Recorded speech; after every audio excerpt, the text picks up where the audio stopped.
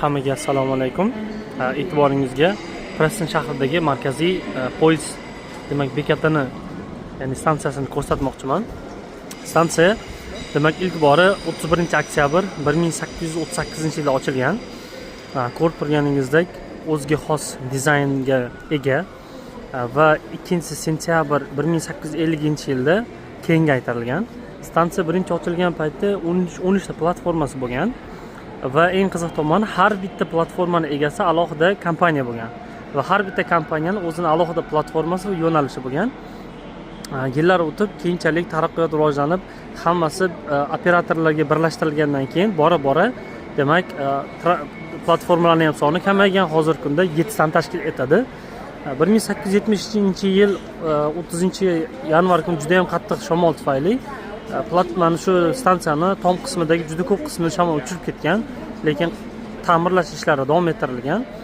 Qiziq tomoni Preston London bilan Shotlandiya o'rtasidagi bog'lovchi bekat hisoblanadi.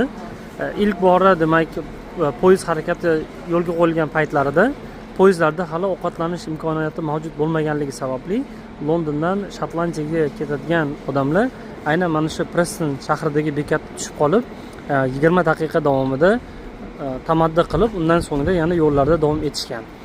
Prestonda birinchi qurilgan temir yo'llari aslida ot aravada yuradigan tramvay kabi bo'lgan, lekin undan keyinchalik hammasi parda, ya'ni bug'da yuradigan temir yo'llarga alishtirilgan. 1970-yilga kelib esa butun temir yo'llari tizimi elektrlashtirilgan va hozirgi kunda demak mana shu poyezd bekati yiliga o'rtacha 4,5 million nafar odam uchun xizmat qilib kelmoqda.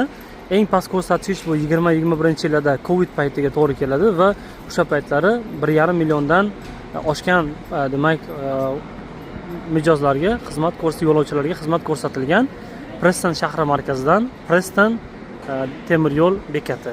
Sog' bo'linglar.